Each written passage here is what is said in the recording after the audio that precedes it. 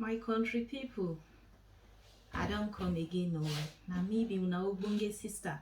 When go dey knack una better information. Tori when concern climate change, environmental issues, and anything when concern human being and the environment and how the thing take dey affect us. Today na another day, and the matter when I bring come una domot today na wetin dem dey call climate change adaptation. Earlier on, we don discuss wetin be climate change, the causes of climate change, how they take dey mitigate climate change, that's how they take dey reduce the effect of climate change on our body. Today na the story when I bring come na to talk about climate change adaptation, and wetin that one mean say na the process when we go take adjust to the way the effect of the climate change, that's the way the climate change don dey worry us for body, we need to adjust to am. And how we go take adjust to this effect so that the negative the bad effect, that's the bad things when the climate change dey cause, e no go affect us. Na be the meaning of climate change adaptation. How we go fit live well for this changing environment, how we go fit manage to cope with all the katakata yama weather condition, flooding, storm, droughts, all those things, air pollution. How we go fit take live life make it be say the effect of the climate change no dey too affect us. Na be wetin I bring come explain for all of us today, so that everybody go dey carried along. Na small oyibo I go speak for here, so make una sit back and enjoy. So wetin be climate change adaptation? So when e be say this climate change, the effect don dey affect all of us, we don dey see am, we go say, oh, the thing e no good for our body. How we wan take manage am make im be say even though we dey try to reduce the gases, the pollution, but oyibo don talk say the effect of the one wey we don cause, e go live with us for 100 years. So we need to learn how we go take hold ourselves, gather body, everybody, so that this climate change now no go do us past the one we fit handle. So although you know say every time now they talk say this climate change matter na global concern, the climate change na global concern, yes, but adaptation, that's how we go fit take adapt to am. Everybody, e no be global, na based on each community. So community by community go learn how e go take adapt to the climate change when they affect am. Take for instance, community when they experience flooding go learn how to take deal with their flooding. The community when be say na drought that they experience, when be say drought na say no water, they go learn how to take make water dey. Then the community when be say, let's say na storm, hurricane, na dey worry them, they go learn mechanisms, ways when they go fit use take adapt to this climate change when they affect them. And the thing be say, for inside this adaptation mechanism, so for inside this adaptation matter, now everybody go put heads together, plus individuals, plus private companies, plus governments. All of us now go shook head inside this matter, handle am, because only individuals or only government or only companies no go fit handle am. Each individual, collectively, that's together, all of us go come see how we go take adapt to climate change. So today I will give us some ways when all of us fit take adapt to this climate change, so that we go fit live the kind life when we want live without making no dey affect us too much.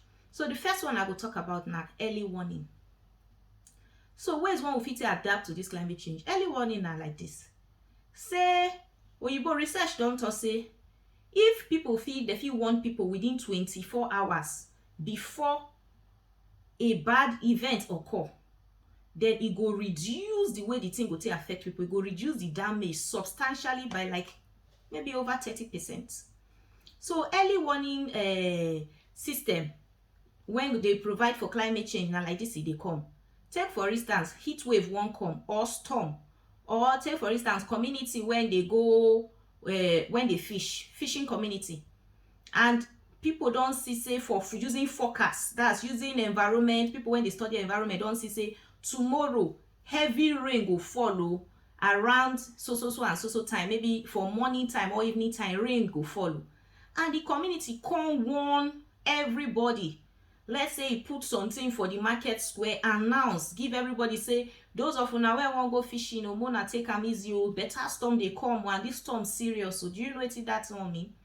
Many people no go go that fishing because they go know say if we go water today danger dey, so they go sit down house.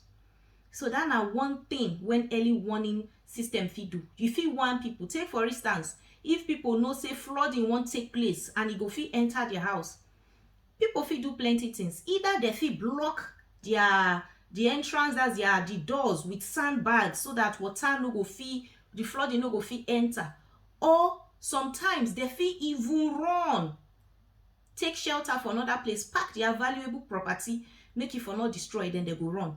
Or sometimes if people know say storm dey come, heavy storm wey fit claim life, when heavy well, people fit run comot for house, evacuate, relocate go friends house when they know say storm no dey that area. They fit pack stockpile resources. If you know say storm dey for outside, you fit go shopping today, ensure say your house dey stocked up, so that your house food full and water dey, so that even when you lock yourself inside house, you know nothing go make you come outside make the storm worry you. So that na part of ways, one of the ways when we fit take adjust to ensure say we live with this ever-changing climate when we don dey witness. First one na make government provide early warning system for village squares, for marketplaces, for schools, for the community. We fit do that by using even radios, announcing the forecast, telling people, make dem dey tell people say this area or this thing fit happen, that thing fit happen o.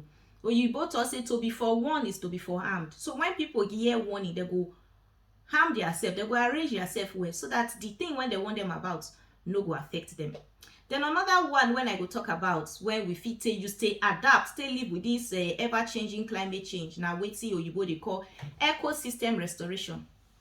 Wetin that one mean? Na say we go use, this na the process, we go use the ecosystem, that's we go use the ecosystem na environment. We go use the environment take cushion, that we use the environment take reduce how the climate change take dey affect us. How we fit take do that one? Climate ecosystem restoration. How we fit take do am? One, take for instance, place where hot well. We say weather hot, heat full everywhere.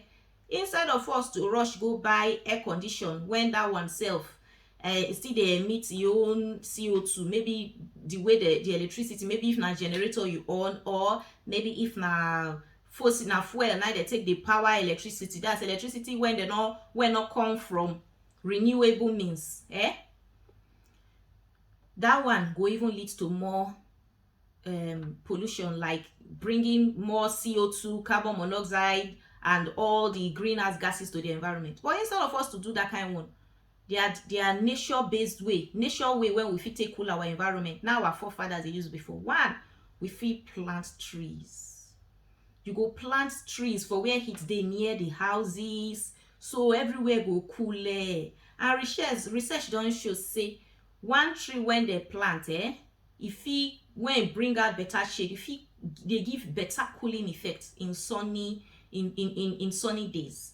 Then another one when we fit do like this, take for instance community when they experience flooding, waves as a storm from coastal areas, community when they live near rivers, near seas.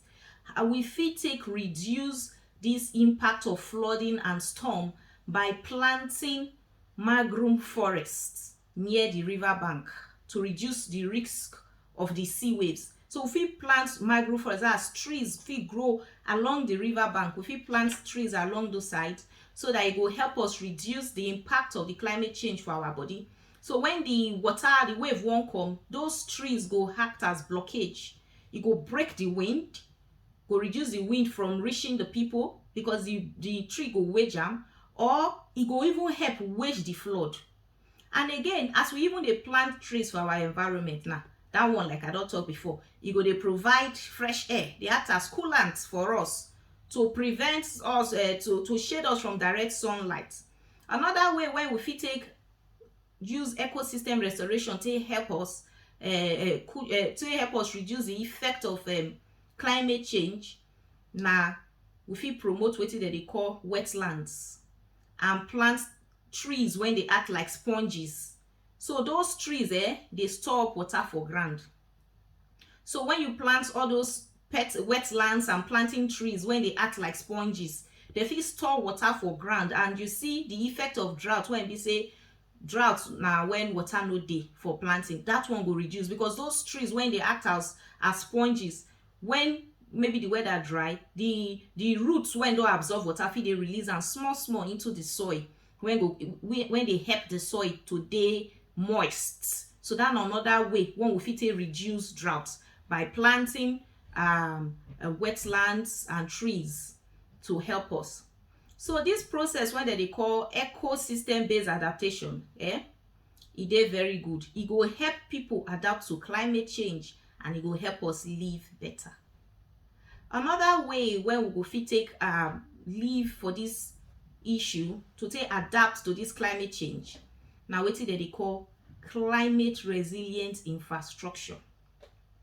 So wetin that one mean na say, we fit, e refers to all these, that's amenities like bridges, roads, houses, those ones when go fit stand the test of time, when go fit weather, when go fit withstand the shock of extreme, that's when go fit withstand, when go fit hold the shock of very serious bad weather condition like flooding, rain, heavy rain, storm, so many things. So take for instance now, sometimes when flooding come, since if the road, they not build the road well properly, the way they should build it, that's with strong materials when fit withstand climate change, erosion dey occur. E go eat up all the road. Before you see, the road don break, the road don scatter, the way they take build am, the bridges don dey destroy. So we go say, oh, rainy season road dey bad. The reason why road dey spoil for rainy season na say those infrastructure we not build am to take withstand the effect of climate change.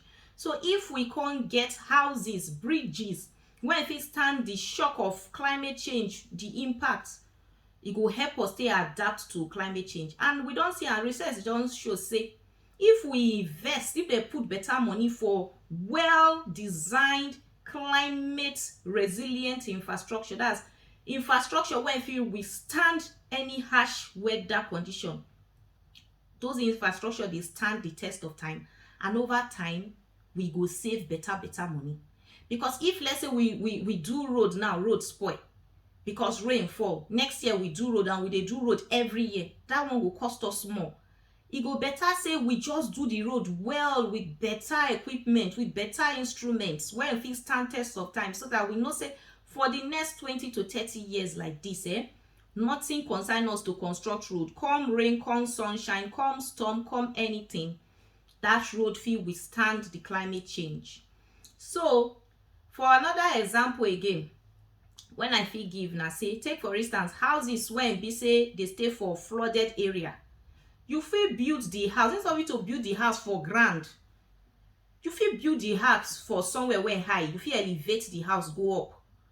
So when the house dey on those elevated platform, when water come, water no go jam the house immediately. Water go rather go under the elevation. So wetin that one mean na say, that house, that building design go last, e go stand the test of time.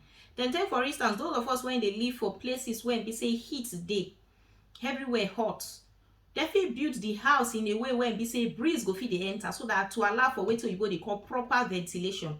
You no go just lock everywhere. This time around you fit build the roof in a way when be say breeze fit dey enter around the house. And again, for place where heat dey again, you fit plant trees when go come give the house cooling effect. These na ways when all of us fit take put head together, adapt to climate change when they happen for our body.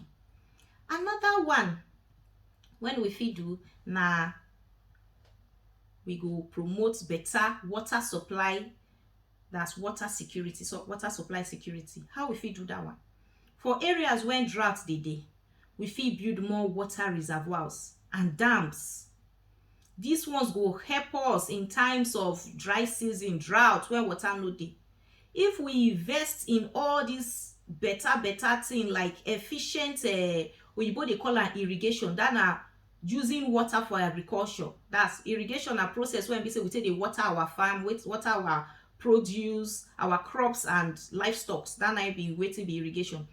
If we fit invest in proper irrigation when be say e go help us in times of drought,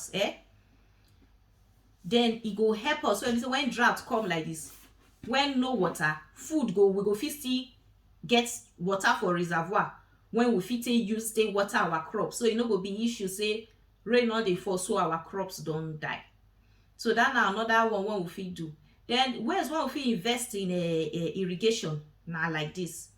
You fit get a rainwater harvesting system wey go collect rain and capture rain, when they go come store am for tank.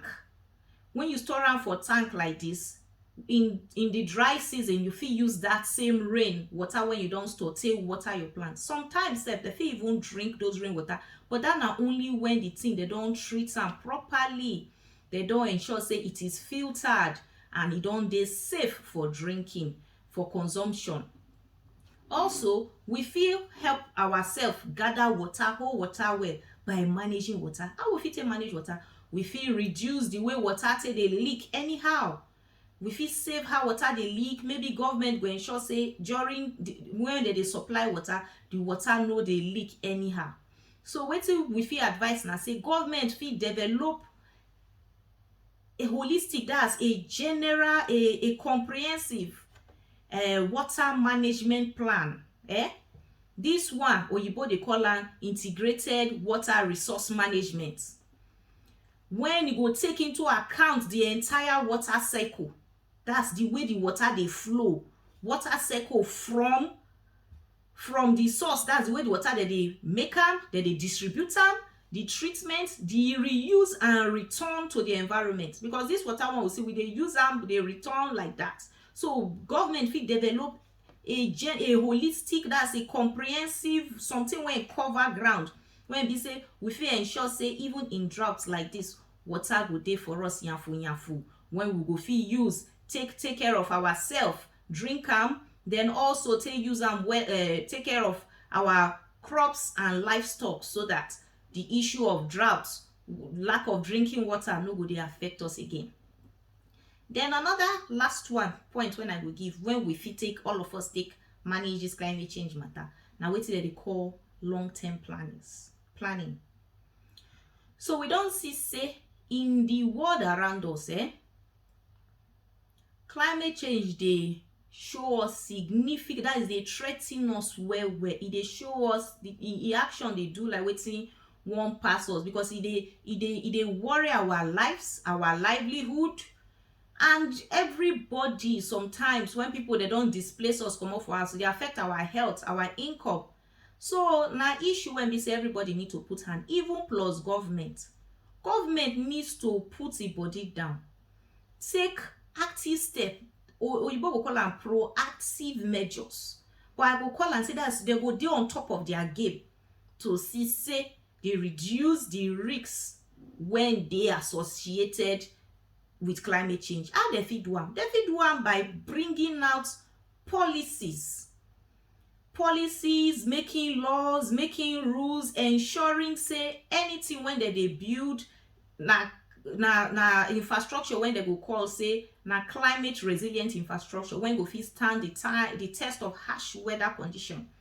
They go invest properly in all those things, and when they do like that, it go reduce the effect for all our body. Even poorer communities along the coastal areas, the river areas, they fit ensure say houses when they wan build for there, they elevate and go up. All houses, e go dey for around the planning, house planning, to ensure say all houses in that area they build them on top elevated, as on top somewhere where high. When it happen like that, we go see say the thing we go fit manage live with them. Again, government go also need to provide financial support. That's they go need to bring out money, amend the budget, make it show say that they think of climate change and how people go take adapt to am. Technical and institutional resources are needed also. Wetin e mean be say we need experts. We also need people when sabi how to build all those kind of infrastructure, and we also need people when go fit teach our people how to build those kind of infrastructure, so that all of us go fit adapt to this ever changing climate. So wetin I fit talk be say government fit develop wetin dem dey call national adaptation plan. Dat one na say national, that's for the country. You go look state by state and say, okay, this state, this na be the climate change effect when they affect them well. So you go develop a plan to cover everybody, so and see how they go fit take live with am successfully, so that the effect of climate change no go dey affect them like the way e dey do. So that the sad news when climate change dey cause, like deaths, loss of properties, loss of income, loss of livelihoods, depression, sicknesses, all of those ones e go fit reduce for our body. So like I go always say, na all of us, our collective responsibility to ensure say this issue of climate change, we fit work hard to reduce am, so that we go fit live in a way when be say the climate change when don dey occur so no go dey affect us too badly. We go fit dey manage body. Until I come una way next time, na me be una sister Bena, when dey bring una better story wey relate to climate change matter, environmental issues, and how we go take adapt and live with am. My mission na to ensure say I break down this plenty oyibo, so that everybody go dey carry along. People at the grassroots, people wey no dey understand the plenty oyibo. Until I come una way next time, make una stay well and bye.